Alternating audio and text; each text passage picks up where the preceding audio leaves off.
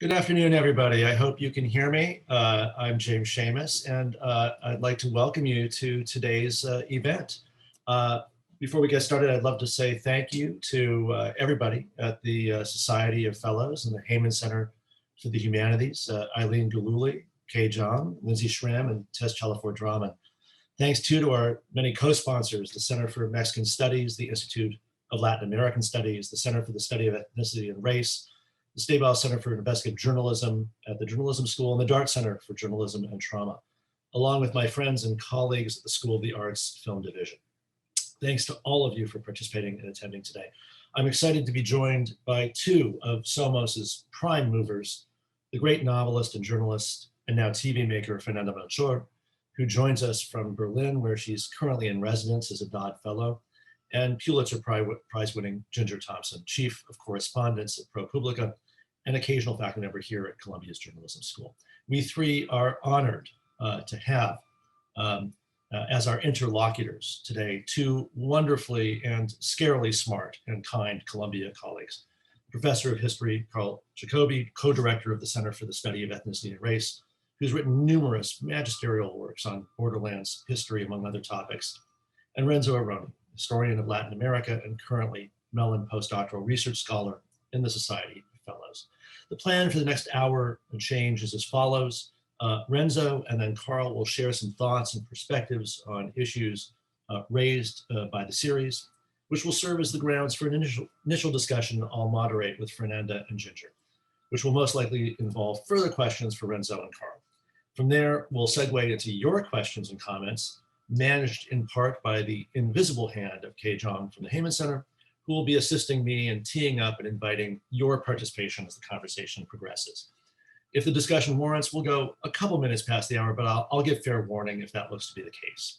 So with those preliminaries fulfilled, I now place myself on temporary mute and hand the mic to Renzo.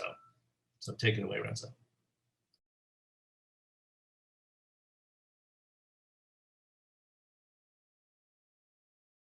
And Renzo, you are still muted. There you go. I'm sorry. This always happens. Thank you, James, again for the invitation. It's a pleasure to be part of this conversation along with the amazing writers and scholars. So I organized the talks in three topics. One is about massacre and the challenge for humanizing it. The other is the civilian participation in the ongoing violence that brings the gray and moral ambiguous experiences. And the last is the question of memory. So I will start with the first. Certainly, writing about a massacre of civilian populations and how to represent it in human terms is not an easy task.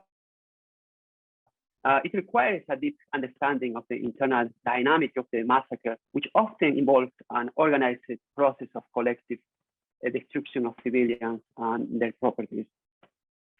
So understanding a massacre also requires gathering the accounts of multiple actors involved in or witnessed such tragedy, including survivors, relatives of victims, and perpetrators. So in that regard, both the oral history narrative by Ginger Thompson and its dramatic representation in the film brings these multiple voices to the massacre in Allende. Perhaps the most challenging part of our humanistic approach, everyone who approaches to understand the massacre, is understanding the decisions and actions of perpetrators and how to represent them artistically to construct a complete picture. Oftentimes, scholars, television producers, activists, and ordinary citizens focus on perpetrators' savagery, which seems inherent to the massacre. They also follow the assumptions that this kind of cruelty seems devoid of logic and rationality, which defies our understanding of atrocities. So I appreciate the way how Somos move beyond this framework and focus on victims' perspectives. However, I wonder how this victim-centered approach also can challenge our moral judgment which oftentimes leads us to compassion for victims and the condemnation of the perpetrators as monsters or inhuman actors. So, of course, it doesn't mean exonerating these perpetrators from condemning their brutality. How to balance our emotional shock and repulsion to the horror makes it challenging to examine the subject and the representation carefully. In any case, further on than the horror and condemnations of atrocities, a humanistic approach, I think, helps us to understand its rationality and its irrationality, and how to narrate them as a process and not as an insight, because they are part of this complexity, this complex dynamic of violence. Indeed, Ginger Thompson's article makes sense in understanding the massacre from multiple actors, including the complicit voices. In that direction, the film attempts also to embody this complexity. Going forward with this complexity, and this is also about my second point, I want to remark the question of civilian participation into this tragedy. We often see this issue in civil war conflicts and the so-called war and drugs. Of course, civilians are not passive bystanders. They have agency in making decisions and actions because of their personal interest and vulnerability. They attempt to resist the new social order, a cruel system that drug lords try to control the daily life of citizens. Small community members know each other very well. People become participating directly or indirectly, from being snitches to be criminal operatives. On the other hand, the film is also about complicity, including the direct involvement in wrongdoing, such as the US government implications by triggering this massacre. Equally, police officers, state authorities, and locals are also involved in varying degrees of complicity with the crime. I just learned that the current Minister of Defense in Mexico was aware of this event 10 years ago when he was in charge as general commander in the area. And despite the seriousness of this event, he did nothing. The military did not act, unlike the state and federal governments remained silent. But this is a different debate in terms of politics and impunity of silence. Additionally, the massacre and its representation tells us a story about complacency, where the action or inaction of officials and civilians uphold the criminal organizations by acting in a self-interested way and taking benefit from the ongoing structure of violence. For example, a wife of one of the victims told Ginger Thompson, admitting neighbors' involvement in a tragedy, quote, "How will the suspects know my husband's name if they weren't from here? We had believed all this time that the people who did this had been brought from another state. In the end, we learned they were people from here," unquote. So on the other hand, several interviews by Thompson mention how the gangmen invited townspeople to take whatever they wanted. And we can see also this in the final episode of the film. The ethic of how to represent such complicity and complacency of civilian participation must be problematic because of the gray and morally ambiguous realms of experiences. I wonder how producers and screenwriters ponder this ethical complexity by fictionalizing the massacre. A final thing I would like to say about the film is about its great contributions to the contest, this barbarity through the art fiction. Indeed, I mean, this is something that in Latin America has been a long tradition. Art intends to respond to the atrocity committed and to restore the humanity of citizens who have been harmed. In the transition from state and non-state violence to democracy, or even amid the conflict, art representation and memory issues have come to admit, amid this conflict, amid this brutal violence, art and memory became a forefront of political and cultural analysis and debate about conflict and repression in Latin America. And I believe Somos opened this debate by contesting this atrocity of war on drugs by humanizing its impact, consequences, and prioritizing the voices of victims at the current time of human rights crisis. And this is a more vigorous and sincere contribution than the forgetting memorial that the government built in Allende, honoring the victims as symbolic actions. Monuments are always controversial, but the one in Allende seems a forgetting memorial. So who takes care of it? Some residents even considered it as an offense. At the same time, impunity reigns, and survivors and relatives remain claiming justice and reparations. So this complexity, I think, it's also portrayed in the film, and that brings this more longer debate about this forgetting massacre that happened. And I appreciate this debate that's opening with this intricate the complexities.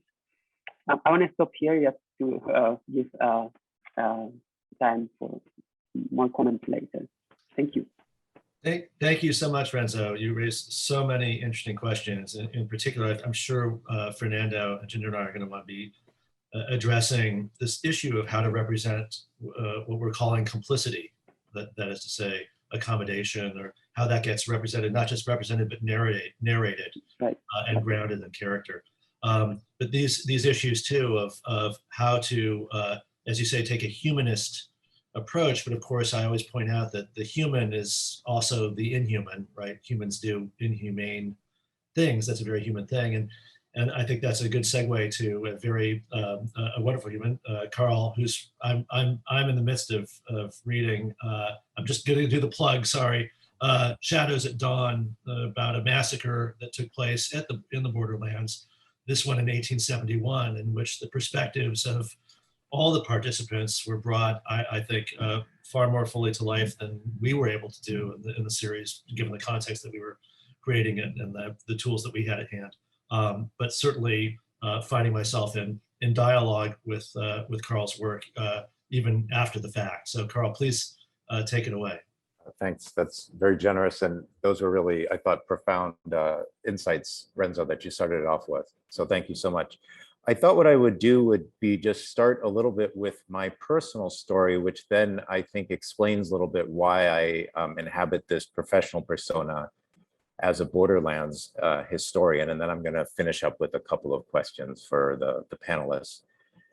So the story goes back, I guess, to the 1950s, which is to say my grandparents relocated to a small town in southern Sonora called Alamos. Alamos is the most southern municipio in the state of Sonora. It borders right up, it's in the Sierra Madre Mountains. It borders right up against the now sort of infamous Sinaloa, the homeland of Chapo Guzman and the so-called Sinaloa cartel. And so when I was a kid, I used to spend, a month or two with my grandparents every year. My brother and I even went to the public school down in Mexico. I'd say it first really became conscious of the drug trade in the late 1980s, early 1990s. You would begin to hear vague tales of people growing mota and amapola, pot and poppies back in the hills. And then not long after that, the army shows up and you get helicopters flying over the hills looking for the fields. Then kids that I had grown up with, who I had played soccer with, some of them got arrested as working as borreros, and which is the people who, it comes from burro, which is donkey, for carrying the drugs across the desert. At least one of them was eventually shot and killed. And for me, so Alamos was very much in the background when I was watching Somos, and Alamos is about the same size as Allende. And it's one of these places where, in essence, both Alamos and Allende, where everyone knows each other's business. I was really reminded of the Mexican saying, which I know Renzo maybe in other countries as well, the pueblo chiquito, infierno grande, the idea that, you know, a small town, big hell, because everybody kind of knows everybody else's business. And I thought the multiple interwoven plot lines in Somos really did a great job of capturing the kind of 2 degrees of separation that exists in a small Mexican town. I also thought it did a really evocative job of capturing what it means to live amidst a drug war, which is to say this sort of vague sense of menace out there somewhere. But, you know, the vast majority of the families are just decent, hardworking people who are living their lives and, you know, trying to keep their heads down a lot of the time. So as someone who went back and forth across the border a lot as a child, albeit in this very sort of privileged white way, I wasn't, you know, driven by economic necessity or political refugee or anything. But this did cause me to think a lot about borders in my professional career as a historian. And one of the things that Somos really encapsulated for me was the asymmetries that have dominated the US-Mexico relationship for at least the past century and a half.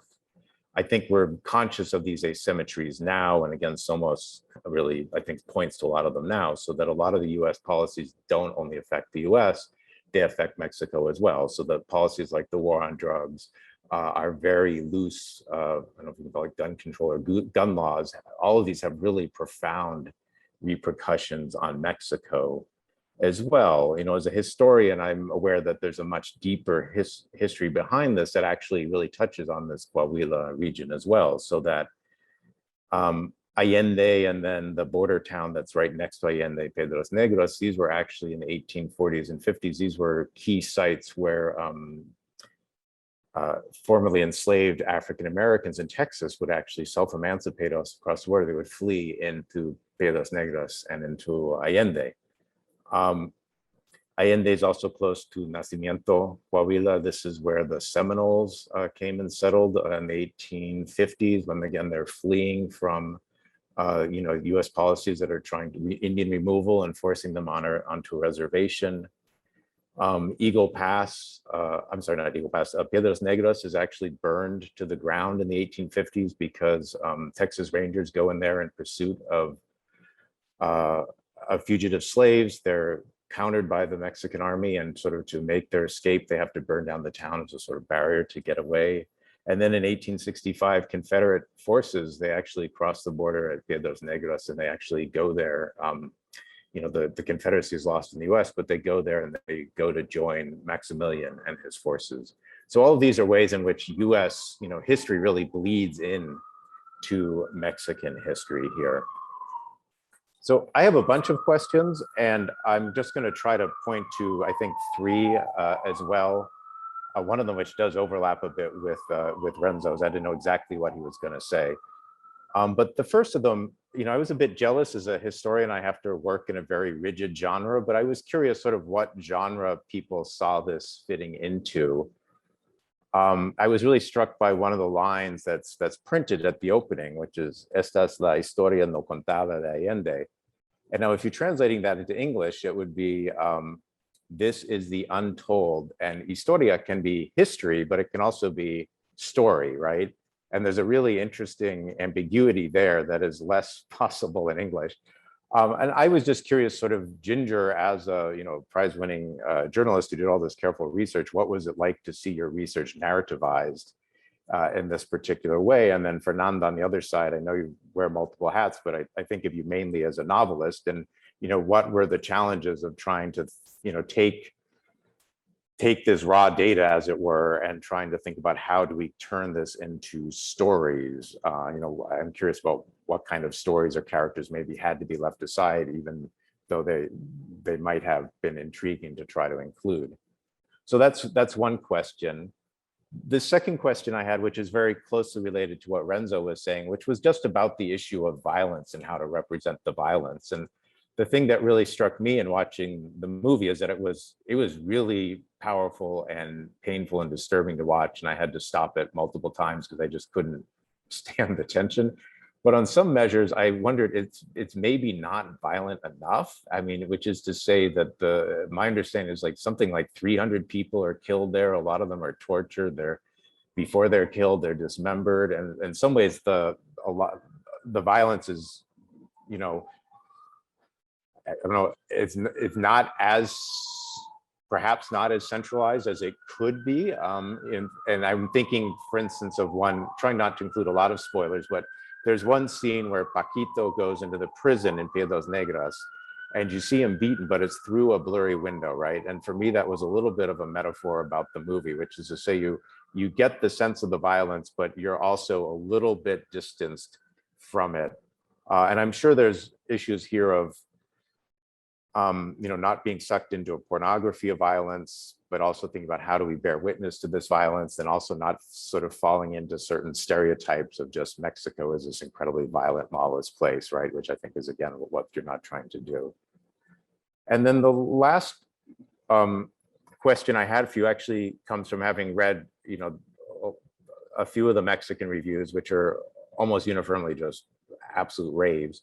And the only real critique I've seen is one that says that there's really not enough about this. I'm thinking of, it's Jacobo Dayan, that there's really not enough about the Mexican state, right? That it's sort of the DEA and Allende, and you really don't have a sense in Allende also of like the local political structure, right? Vague suggestions of the police, but El Presidente and what's happening in the Palacio, there's not much sense of that at all. So where is it must have been a conscious decision sort of to not really focus on the Mexican state that much. And I was just curious about what were the reasons behind that particular decision, which I think is related to, I'm guessing, my other question, which is about audience. Like, were you thinking about doing this for a largely Mexican audience and you're happy if Americans like it? Is it supposed to appeal, as it must have been quite challenging. I mean, one of the beauties of being on Netflix is it can be in multiple countries, but then the challenge is, who is the audience that you're really trying to aim for here? And what kind of, I think for an American audience, this humanizes the Mexican victims, but I would assume for a Mexican audience, they don't need to have Mexicans humanized. They already think of them that way. So just that question about audience, I think is really exciting and interesting as well. So like I said, I have a lot more questions, but I'll leave it there. Thank you so much. And I'm really delighted to be able to participate in this. Thank you so much. Wow, that is, there's a lot for the team to think about, respond to. I'm going to take one beat before passing over to Fernanda and Ginger, because there's so much we could, grasp onto. I would say, just to your last question, the assumption behind it, that is to say, do Mexican audiences need humanizing? They already know they're human, right? Is this meant for some outside viewership, necessarily a kind of external gaze of another, to take empathy or pity or otherwise a less centered regard on them? And, I think our assumption was quite the opposite. And in fact, I think that's been borne out by the overwhelming reaction in Mexico, which is, I think, for whatever reason, Mexican audiences are feeling something quite different. I mean, I'm generalizing, but the generalization is based on kind of the overwhelming success. I'm just bragging now, thank you. But that's also can be problematic. In other words, McDonald's is a big success. It doesn't mean it's good food. It means like a lot of people are eating McDonald's. A lot of people are watching Somos in Mexico and appreciating it. And I think one of the reasons is precisely because they don't see that on screens of any kind in Mexico itself. So the series has been remarked precisely for that change of focalization. And again, this question of humanization, which Renzo, that term also brought up, one I think is contestable in the assumptions we bring to its use. And so I'd probably push a little bit further with World Enough and Time, but that's a great question, a great discussion. But that said, Ginger, why not, if you wish, pick up any one of these threads and questions, and we'll take it from there. Well, first of all, thank you all for organizing this event. It's wonderful to be here, and thank you, Karl and Renzo, for those really smart and profound questions. There's so much that I thought about in terms of my approach to the story, and hearing you talk, Renzo and Karl. I grew up on the border too, and so if you ask me to pick one, I'm going to pick this question of complicity, because I found that really compelling during my reporting. I went into this story as an American reporter working for a news organization that cares about identifying harm and the organizations responsible for the harm. And I had written about the so-called war against drugs in Mexico for a long time. And I knew that the United States played a huge role in the violence there and in the loss of life. And so when I went down there, I was thinking about US complicity.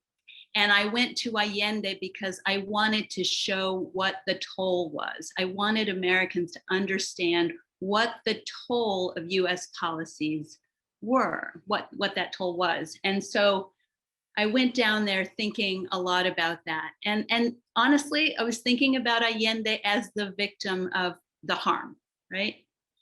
And I began talking to people in Allende slowly, because at first it was really hard to get people to talk about this and to talk openly about it. And one of the things I kept wondering is how this horrific thing could happen and no one talked about it for a long time. Well, then I learned they were talking about it. There were reports to officials, there were reports to authorities. But then after a while, the community did stop talking about it. And it just became this thing. The first few people I spoke to said, we don't like to talk about that anymore.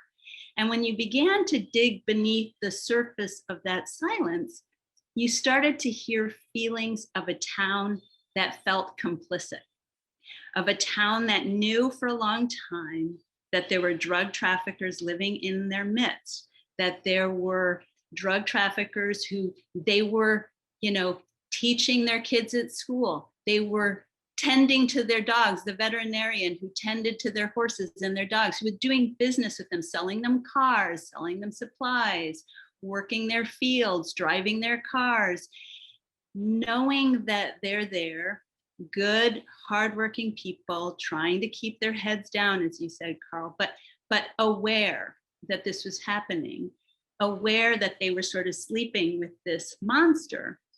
And then when the monster emerges and starts, rounding up people and killing them, there was a lot of silence at the time. There were city authorities, local officials who didn't do what they thought they should have done, or who now look back and know that they could have done more. And so the town became less, it became a much more complicated figure, still a victim in many ways, but also a town that had, in some cases, made choices to sort of allow this group to live this way. And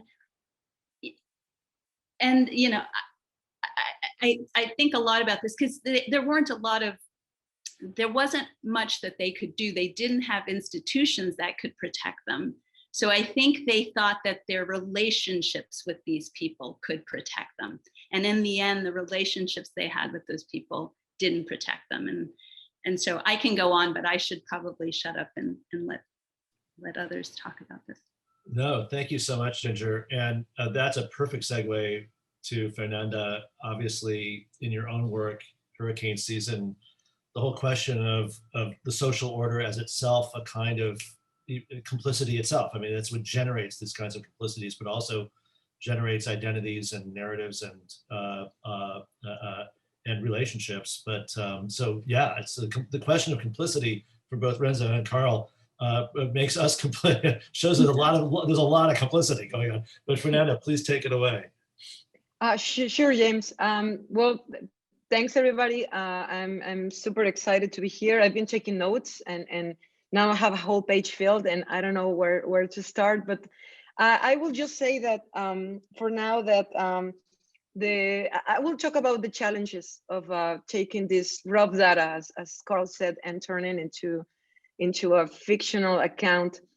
And I need to say that the task is always hard, but at the same time with Ginger's piece, it was not as hard because she really focused on, you can hear people's voices in her journalistic piece. You can identify them, like separate people, entities, like individuals, and with their own struggles, with their own sort of linked to the events. So it's always hard to take real people and turn them into characters, but I think it was easier because Ginger really spent a lot of time with them. We got the chance to read the piece, the audible piece too, and we really familiarized with her. I will say characters, but for her weren't characters, where they were witnesses.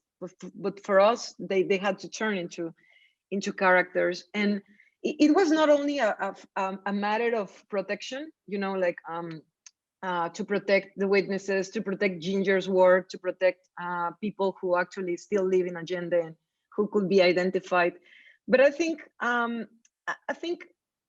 fiction is we tend to think that fiction is the opposite to truth, but in fact, fiction is another way of telling the truth. So sometimes when we heard real accounts, we distance ourselves from the people who really live those things. So and when we read fiction or we watch fiction, we identified with them. It doesn't really matter if they belong to they have another nationality or race or sex or gender or social status, but it's easier to empathize with fiction characters than with real life characters. The distance that opens between a real life character and a fictional character, it's shut down through fiction, and we really wanted to do that, or at least I know it was always James' intention to tell the story, the untold story of Allende, but also to show a sort of catalog of how violence is currently felt in Mexico by the common citizen, not the kingpins, but the normal people who lives in these little towns, in towns like Allende, and how they experience this violence that is not only an eruption of the cartels, but who comes from the same state, from it's structural. It comes from the relationships between people and their social position in society. So I don't know. I mean, it is difficult to represent violence, and I heard people complaining that we weren't violent enough, and I've heard people complaining that we were too violent, and I always heard that with my own books, with my work as a novelist, and I think it is always it is always a matter of distance, and I think in Somos the violence it feels so much more great than it actually shows, because as you advance in the episodes, you start to feel like those people. So when you get to the end, it's harsher, and it's even if James and the directors were really careful not to show too much, because at least in Mexico we've seen already too much. And just to end this participation right now, I think the representation was, for me, James says something about Mexicans know already that they are humans, but I'm not sure it's always that, because we've been in a war for 15 years already. The war against drugs in Mexico, it hasn't stopped really. The governments change, but the war is still on, and people are dying and disappearing every day as we speak, and agendas are happening all the time. But I think we need the constant reminder that victims are not all involved in this. and even though they were involved, they also are human and they deserve justice. So this is like one of the most important things that we wanted to show with the show, that justice is for all. It's not only for, there is no pure victims. That doesn't exist. There are humans and people living and working and loving and dying and getting killed because of circumstances that are terrible and so much complex than to say that you are good or you are bad and you are, you know, to pick sides. Wow. Thank you, Fernanda. And it's terrible to realize that we've just started to begin the conversation with these provocations and questions from Renzo and Karl. But I know that we'll want to attend to comments and questions from those of you out there. But I'd just like to continue just for a couple short minutes and at least briefly headline and address some of the things that were raised by Renzo and Karl. So I think they're worth headlining, just to keep, even if we just keep them a little bit in the background. You know, I mean, the question, Renzo, that you raised, which is so interesting, this question of how to represent this evil without turning perpetrators into monsters, right? That the part of the function of this kind of humanist discourse of empathy with victims at the same time paradoxically creates a kind of a status for evil that is inexplicable, that divests us of the responsibility of understanding just precisely what Ginger was talking about, which is this sense that the silence itself is an acknowledgement of forms of complicity, right? So it plays both ways, like you humanize and make present the perspective of victims. And as Fernanda points out, something we were always very trying to be aware of, that the status of victim is not an identification of a human. That you can be whoever you are, you could be victimized or not. It's not your job in life, right? But that at the same time produces a kind of non-being, a kind of ontological nothingness, which is the evil, which then descends, right? And it's irrational, it has no, et cetera, et cetera. And I think we tried to deal with that two ways. One is we did not want to give time to all the stars of the other Narcos series. They have enough screen time, so we really don't need to spend a lot of time with them, but we are in dialogue with them. The show doesn't exist by itself. It is in an immediate ecosystem that's not just Mexican, but global, in which the Narcos series, which up to date have been some of the biggest and most successful non-English language programming in the streaming world, right? So we're kind of parasitic on them in the sense that they create a media ecology that we have to live in, whether we like it or not. And then the other the strategy was, of course, finding those hinge figures, whether it's Doña Pequito, whether it's Hector, whether it's Diablo, they're people they're our characters, you know, they're part of our world. They are not the embodiment of evil, and they're not 40 and 42, the narco leaders who we left purposely off screen. To address, Karl, your question, the question of genre, there is a kind of horror movie, you know, the off-screen unseen, which they do fulfill.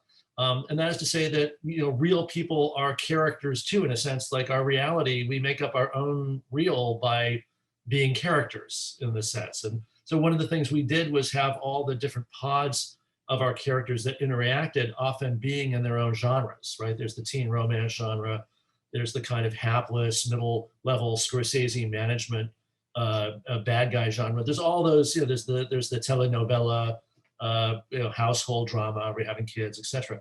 But all those genres kind of mingle in life too, you know, and they intersect and infect each other.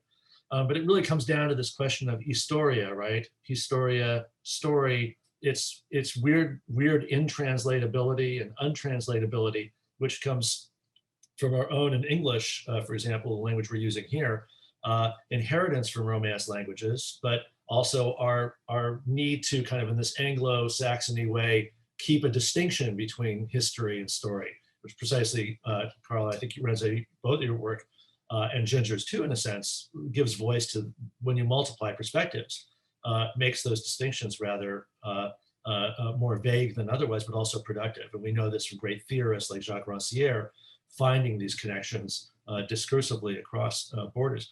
I teach to my graduate students in film, I teach Alberti's De la Pittura, which is known as the text that creates single point perspective for the West, right? It's where we get perspective. But interestingly, that's book one. Book two of De Pittura is actually all about what he calls historia, which is the minute you get single perspective, he says what you really want to do then when you've created this new empty space is fill it with what he calls historia, that is to say narration. And he even has, he says, I love to see people in the corner of the painting, like talking, telling you what's going on, right? So even there in the purest perspective, single perspective, there's this kind of infection of voice that then starts to break it up. And so multiple perspectives, which is what we're doing with the series, is often a way precisely of muddying these waters between story and history, because perspective, as you know, this kind of univocal perspective of certain kinds of genres was what we're trying to challenge. Which leads me to my last point, which is in response, which is this question of focalization. And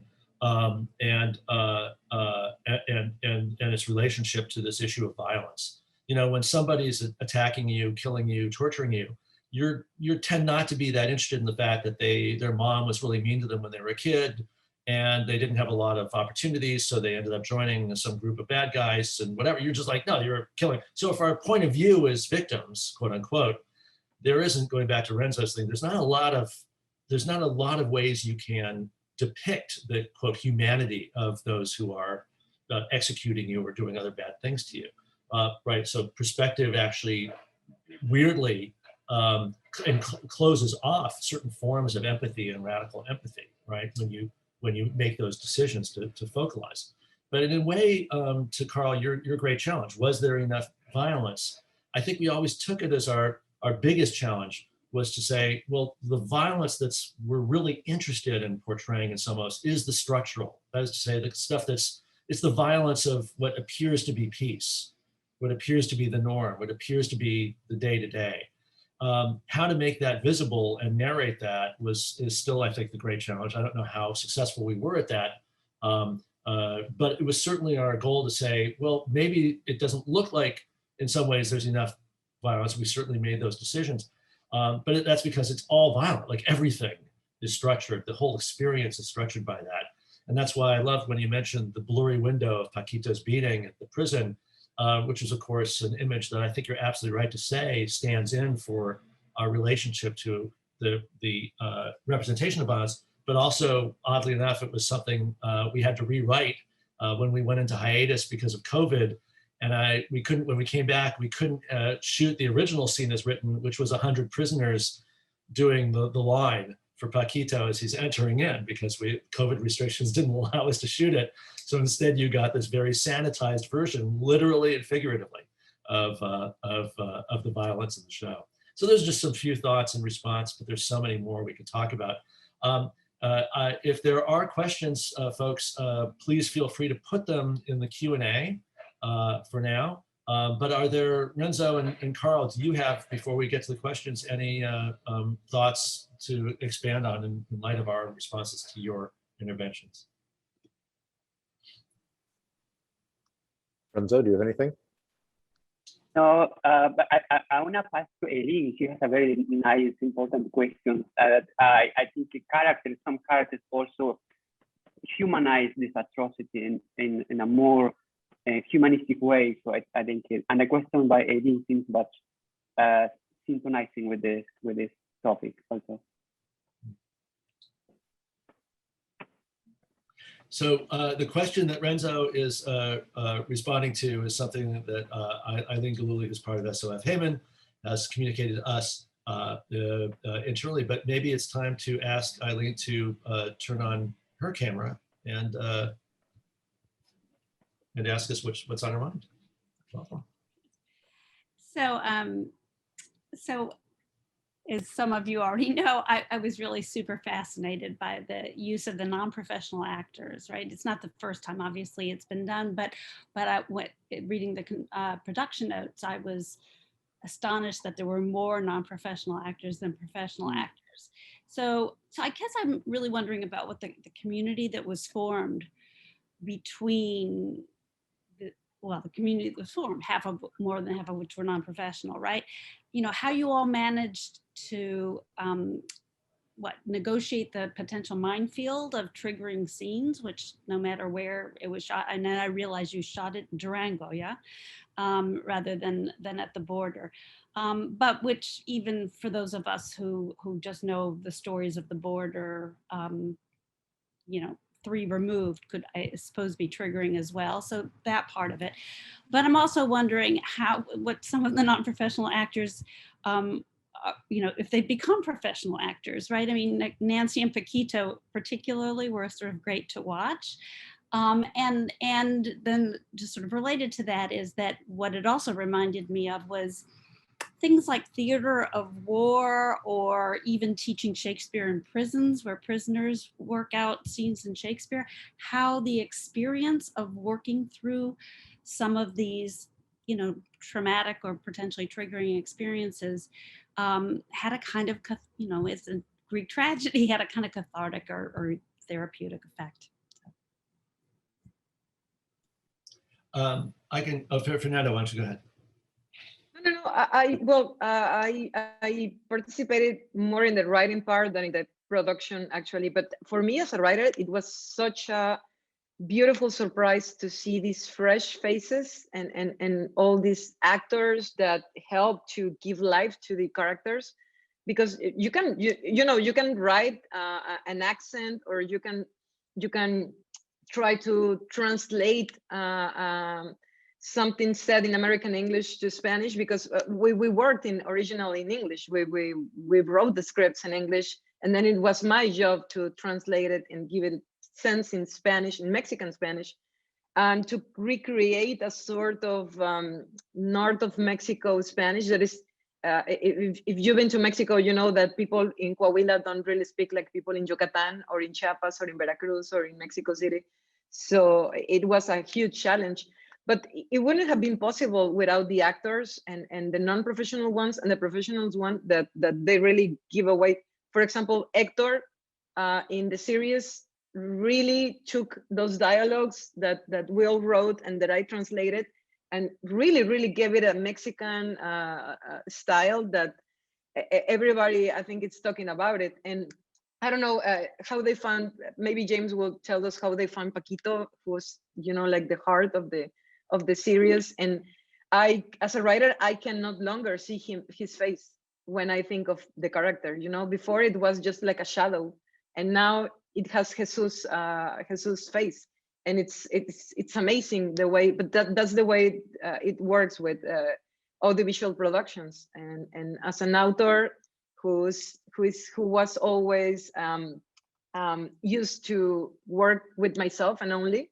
it's amazing how work can get richer and richer with the participation of more and more artists. Thanks. Yeah, and to Paquito, who has become, you know, here's a kid who was in the little village where we shot most of the series. We did spend 3 months with a brilliant casting director, Bernardo Velasco, who some of you might know as an actor. He stars in Los Espookies on HBO. And he's also a wonderful human. So he and his team were running workshops, and we found all these just amazing people who were ready to step up. Jesus among them, who plays Paquito, who was, you know, going to high school, works in his dad's bicycle shop, and had never set foot on a set before the first day of shooting, and is now a bona fide star in Mexico. So it's, and part of the last couple of months, to be honest, of my own interactions with the team were to make sure that folks like Paquito and Nessie have good teams, because there's so much incoming now, and it's very easy for people to get really thrown out of their lives, and it's not always a happy story. I've seen it before, but I think it will be for these guys. They're great. But that said, you know, we made the decision, and the studio was great to agree to, not just to cast non-professionals, but just precisely to cast non-professional and professional together. And the reason for this, and this ties in to a question I'd love to turn to just shortly from Catherine Burns, it was the following. I have found that either in documentary rhetoric and the kind of documentary audiovisual rhetoric, or the kind of super amazing independent cinema that many Mexican artists are making around these topics. There is a kind of exaltation of a kind of affectless documentary subject, somebody who's so stunned by the trauma, is specifically presented as untrained in the skills and arts of theatrical and cinema and televisual representation, acting, right? And on the other hand, as we all know, for those of us who've watched some Mexican television, acting styles and the standard norm of Mexican TV are rather large. They're great. I mean, it's a fantastic acting tradition from deriving and centered in telenovelas, but all kinds of other genres. And the people who execute it become huge stars in Mexico and are extraordinarily gifted. So finding actors who are not kind of playing to the rafters and non-actors who are not being used as kind of, Karl used mules to carry forward a kind of victim identity. My goal was to mix them so that it was incredibly punishing for our directors because they had to manage on set a non-professional and a professional who together had to co-create a different kind of rhetoric, a different kind of address to tell these stories, a different realism.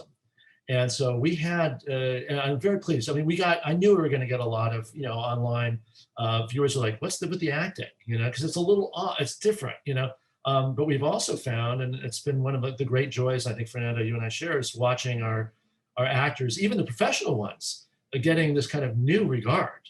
People are really excited about that. But Karl, you have a hand up, and then we'll throw to Catherine Burns' question. Yeah, I think this flows out of that. I mean, one thing that I found really helpful about having the non-professional actors is that it's my sense I watch a lot of Mexican movies and telenovelas to practice my Spanish, and tends to be the same cast of characters.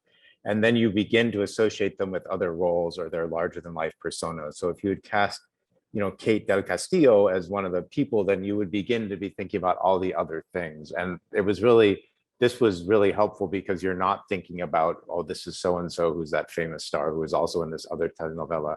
You're just thinking about the immediacy of this particular story. And I had a question that kind of hinges a little bit on Kate del Castillo, actually, it seemed to me that you were being at moments a little bit playful with the whole sort of Mexican folklore around narcotraficantes. I was thinking about the fact that Hector, for instance, he's wearing the shirts that someone in your costume department, they chose the same shirts that Chapo Guzman wore when he met Kate del Castillo. And that seemed like an inside joke or some sort of reference to him trying to embody that role. And even also when he's in the cantina, they're playing Los Tigres del Norte, Contrabando y Traición, which is contraband and treason, which is one of the best known songs, which actually then spins off a telenovela, Camelia La Tejana. So you're sort of aware, if you're looking for these subtle hints, that there is this other set of discourses going on about narco trafficking at this time. Well, you're too kind to say they were subtle. But again, for the real folks out there, that's what they'll see those shirts and like, yeah, I want that shirt. Our costume designer, who's a genius, Hilda Navarro, is from right next to Allende. So her family is up there, and this was a very painful I think some of your question too about just how the catharsis. A lot of this was working out issues that she lives with and her family lived with, and it made the crew very close to the cast actually, because there was so much dialogue, and even I would say especially in the wardrobe trailer. Because yes, he's wearing those shirts, but to Hilda's genius, they're always 2 sizes too small, and I think that, and so he has that look of he's always a little off. And the minute I saw we used to call it Polaroid, the digital images when we were doing some hair and makeup testing on Hector, I just burst into I thought Hilda was a genius. Catherine Burns, if you would like to go on camera to ask your question, that would be great. Otherwise, we could just have it read out. I think, great. In the absence of some affirmative sign, here's Catherine Burns. Thanks for joining us. Hi, thank you all so much. This is such a fascinating conversation. But yeah, so my question is, I'm really interested in the decision to turn these real events into a scripted series rather than a documentary, which might be, you know, some people might think of that as a more natural progression for a journalism article that's about real events. And I'm curious about whether there was a feeling that a fictionalized narrative, you know, using these characters who are sort of composites based off of real people, rather than, you know, using the names. And I know you referenced the privacy of the victims as well. But I'm interested in whether you felt that the history, the story, could be more effectively told and have more of an impact if you were able to fictionalize some elements of the narrative to make it a more coherent story on screen for audiences, and or whether there was also an element of filling in gaps of information, accounts that you might not have had, but that, you know, would be natural extensions of the information that you did have, and how that worked. Great, thank you for that question. And a heads up, we will go 5 to 10 minutes over since we've got some great questions. But yeah, take it away, Fernanda. Well, I normally work both with fiction and nonfiction, and I found them to be equally, for me, interesting genres. But there is for me a huge difference, and it is that as you said it, there is sort of possibilities in fiction to capture the emotional truth. I mean, we wouldn't be able to do, we wouldn't have been able to do it if Ginger investigation wasn't so deep, as she spent lots of time with the witnesses, with her informants. I remember, Ginger, I thought you said it, that sometimes you will talk for hours before even daring to ask like the questions and what happened in Allende, what was your involvement in it. So in her writing, in her journalistic piece stands out because of this oral testimony quality. It is not a reporting piece like traditionally we see in media, and in Mexico especially, I think.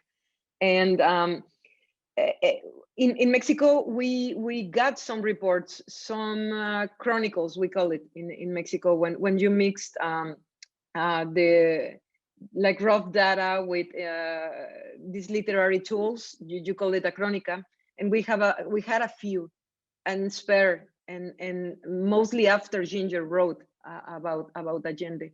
So what we have mostly was research, I think, like Sergio Aguayo, Yugo de los had different accounts of other massacres and other cartel stories around Mexico. So for us, it was, I think, for the writing team, it was, we needed to piece together all those datas and informs and information to be able to do these characters. And it was a matter of privacy, but also I think fiction allows a better exploration of these distinct human existential possibilities. It is the thing I do normally when I write fiction, and I think it was what we needed, people to empathize. And I don't really believe now that a documentary will have been like the best choice to empathize. In Mexico, we hear these stories all the time, and numbers have ceased to have like a human weight in the conscience of so many people. Right now in Mexico, it's easier to turn away, you know, your face than to turn to look at what's happening. And I think fiction is a good way to mobilize empathy again. Mm-hmm. But I also think, though, it's a good question, because we should ask ourselves and challenge ourselves whether the creation of empathy is in and of itself a good in these contexts, or if it does other work that we also need to be aware of that might be kind of an undertow for the political projects that we associate with responses to this work that we want to see, right? And I think there are two things. One is the question of whether, which is better, you know, journalism or fiction for producing this work. And and it may well be an either or. But for us, I think one of the first steps was saying the following, that these, quote, real people, end quote, are often precisely that because they are never really invited into the spaces where we consume fiction. So they don't inhabit our imaginations, dreams, reveries, all that stuff. It's a gated fiction, especially kind of, let's say, streaming giant Narcos story fiction is a gated community where these people are just left out. You just only have the Narcos and the girlfriends and the cops, right? So I think inviting them in was seems to us a good move. But once they're in, what are you doing? Well, what are you accomplishing at that point? And how do you accomplish it? And those are still, I think, very, very much open questions. I don't think there's an easy answer to that, because, as we say, there's empathy, but what you're still going for is solidarity. And it's not necessarily the case that a TV series gives you the tools necessarily by itself to make that transition. And that's why, going back to Karl, you raised like our one outlier hater in Mexico is the Jacoby, who's an investigative journalist, or a journalist, a kind of columnist, but who's associates with all these amazing journalists, Diego Sorno and others, who just hated the show. I'm not sure he watched that much, but he watched a fair amount of it, I think. But he just was so upset that it wasn't, that we had got so many facts, quote, wrong. Like in reality, no firefighters were killed, but there were more than, there were 50 trucks, but at only given time, they only showed 6 trucks, and he's really upset. And you can say, okay, that's stupid, but I urge everybody to actually read his piece. It's super interesting. And if you want to learn about like the decisions that Fernanda and Mónika and I were making, it's amazing, because you can see this grid of decisions. But on the other hand, he gives the audience no credit for, like, he says, this is how people will now remember this, which is kind of true. Fictions do create imprints, and we have that responsibility. But he's like, it's like, you do know that people, like, even, whoever watch it, they know that they know this is, quote, a TV show. And one of the things that we've been excited about, and in fact, I've asked Netflix to show us and do some research on the metrics, is people finish the show and they immediately start Googling all of the people, including Diane, to learn more about what happened, which is, of course, that's the win, right? That's the win, that we live in these hybrid spaces, for sure. We have time for one last question. And Lourdes, if you would like to come join us on camera, Kay will find you and make you visible. If not, you may either speak without camera on, or we can read your question. We'll give this 30 seconds, and then we'll, there we are. Lourdes, you have arrived in some form, but they're still muted. We'll give you another few seconds and see. And as you are not, there you are. But if you could unmute yourself, please, Lourdes. Unmute yourself, Lourdes. Well, you've got to press your unmute button, and we'll give you another minute to do that. And yes. There you are. Fantastic. Welcome. Yes. This is indeed a fascinating discussion, because it goes far beyond the magnificent reporting that Ginger did. Incredibly courageous and incredibly fine. It's almost an anthropology. I'm an anthropologist, you see. But the points that you have all raised, I think, are vital. What Fernanda was saying, that you can say things in fiction that you cannot say with data. I think you have achieved this very much in your show. But what I would say is that for Mexicans, we have a very special view of history, because history is a monument in Mexico, and we have been told that it explains everything. But most importantly, it creates a shared understanding. So when we talk about stories, like Karl mentioned in the beginning, a very good question, stories tend to stay up there in the clouds somewhere. And what we would need is to bring it all together so that we go, as James said, from empathy to solidarity, and something that will stop this dehumanization that is occurring in the borderlands, but also in the rest of Mexico. So a great congratulations to all of you.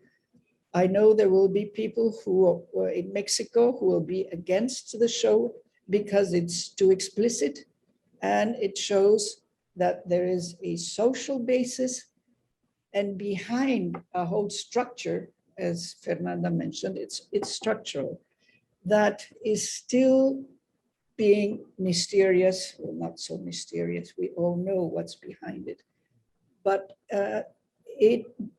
it simply goes on and on and on. And even with the pandemic, we thought it would stop, and it seems to go on and on. And I think your show is vital in showing this, showing that silence is also violent, as was said.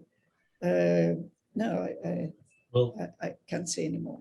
No, you have. We will gladly accept your congratulations, and thank you so much for those thoughts. If any of our panelists have any last thoughts before we sign off, speak now or forever keep your mute on. I think Lourdes had a question for Ginger about the choices. Yes. I can't see the question. Yeah, but I think it's okay. We are at 2:11 Eastern time. But yes, those, and I think those, yeah, Lourdes, I think we've covered. Lourdes, I'll reach out to you later. All right, do that. Fantastic. Thank Well, you. with that, really a thank you again to the Heyman Center, all of our co-sponsors, and thank you to Karl and Renzo for your wonderful and very challenging questions and thoughts. Fernanda and Ginger, as always, these are thanks for me that will last until well after my last breath. Thanks everybody for hanging with us this long. Take good care, and tell your friends about the series. Available on Netflix now. Take care. Bye-bye, everybody. Thank you. Bye-bye. Gracias. Bye-bye.